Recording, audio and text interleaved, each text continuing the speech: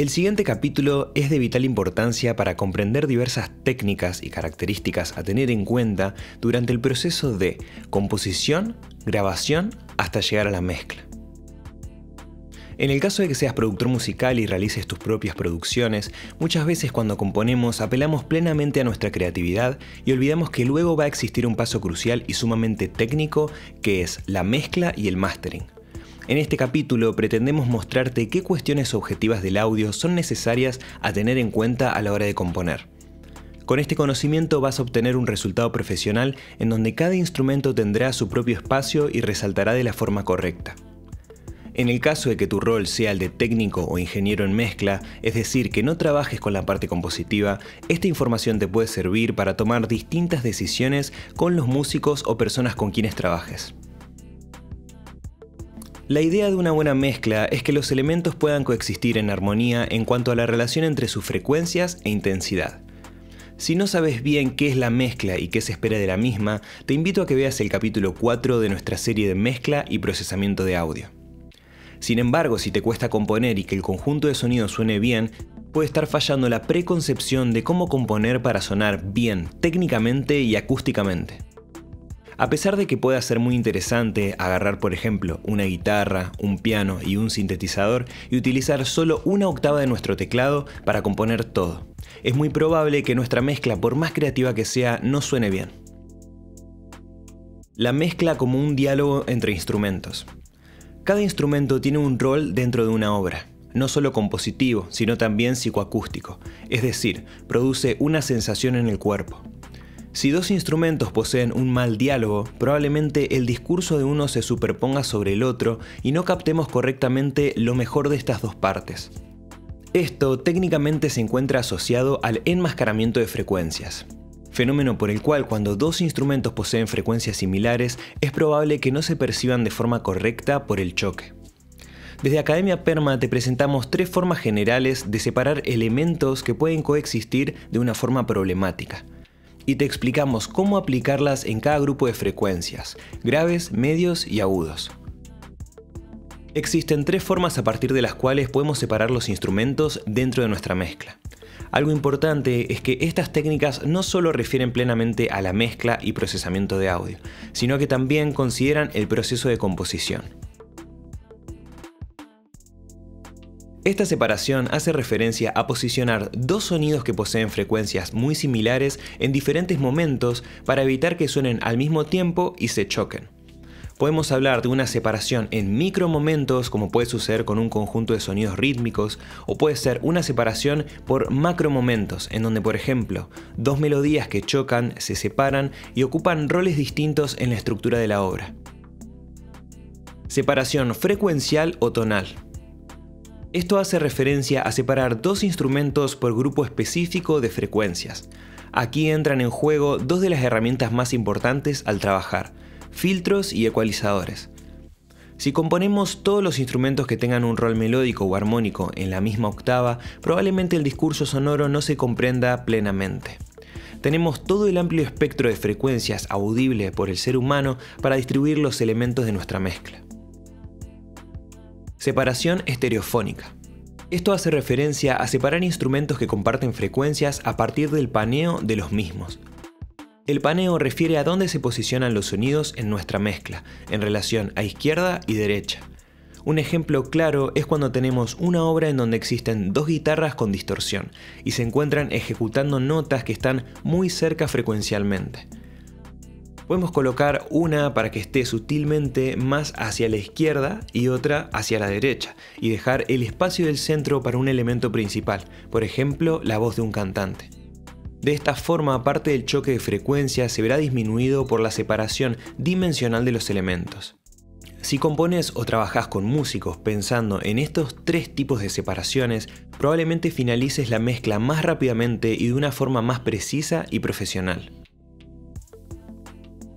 Técnica de separación según grupo de frecuencias. Ahora bien, dependiendo de los instrumentos y el grupo frecuencial del cual formen parte, nos convendrá utilizar una separación en relación a otra. Vamos a ver las distintas razones técnicas por las cuales podemos apelar a cierta separación en cada caso. Esto no pretende ser una guía definitiva, ya que podemos utilizar el procesamiento de audio y la mezcla de forma creativa. Sin embargo, dentro de los estándares técnicos de lo que suena bien a nivel comercial y de calidad, estos tips te van a servir un montón. Vamos a empezar por los graves. Este grupo suele contener gran parte de la energía de la obra. Es la zona que mejor debemos controlar, ya que es la más problemática y contiene dos de los pesos pesados de la mezcla, el bajo y el bombo. Generalmente estos son los instrumentos que siempre van a estar en este grupo, pero dependiendo de la composición puede fluctuar, hasta incluso pueden agregarse más elementos rítmicos siempre y cuando no exista un choque entre los mismos. En el caso de que tu composición no tenga ni bombo ni bajo, tienes que tener cuidado con el o los elementos que decidas disponer en este sector. Algo muy importante de entender es que la longitud de onda de las frecuencias graves es muy alta. Cada frecuencia posee una distancia medida en metros, en la cual tarda en completar un ciclo de vibración. Debido a esto, es muy probable que se produzcan cancelaciones de fase entre los elementos graves. Si no sabes a qué me refiero con cancelación de fase, te invito a que veas el capítulo número 3 sobre acondicionamiento acústico para home studio.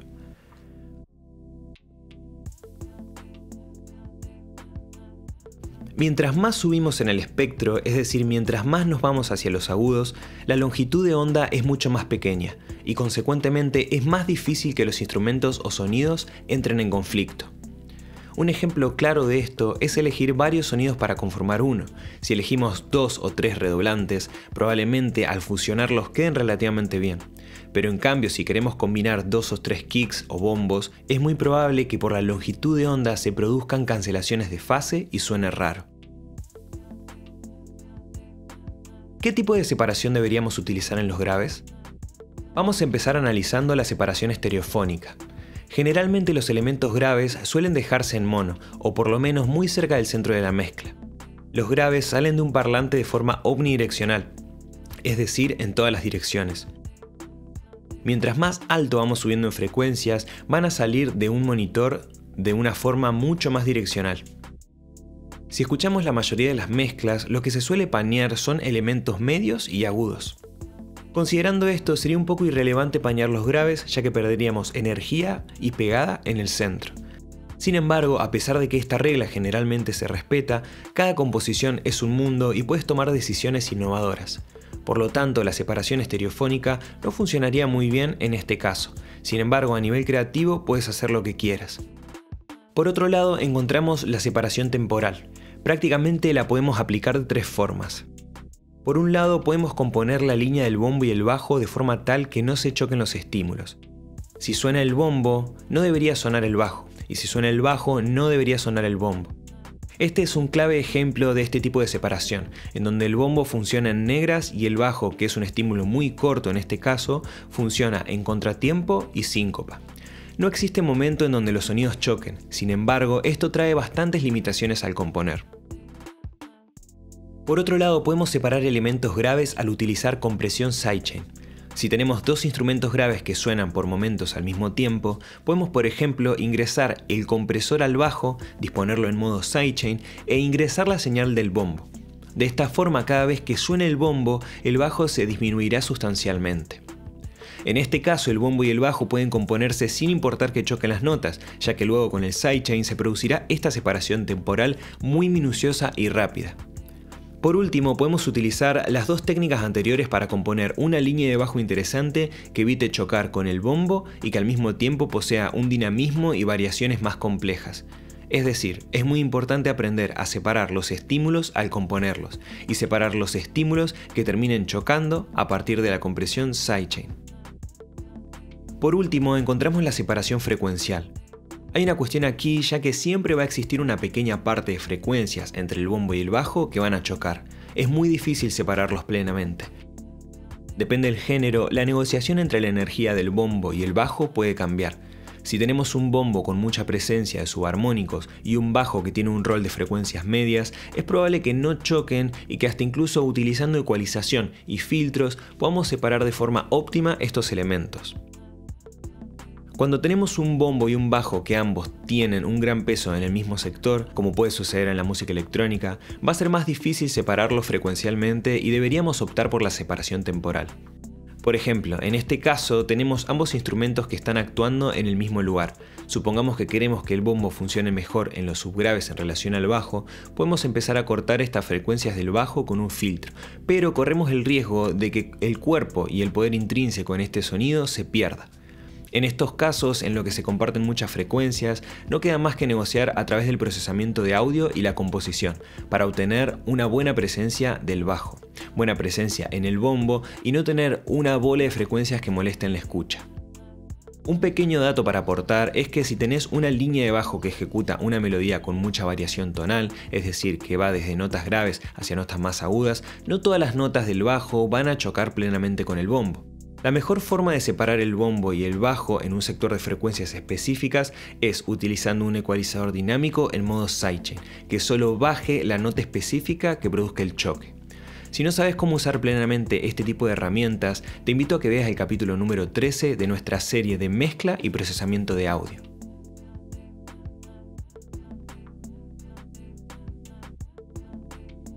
Conclusión.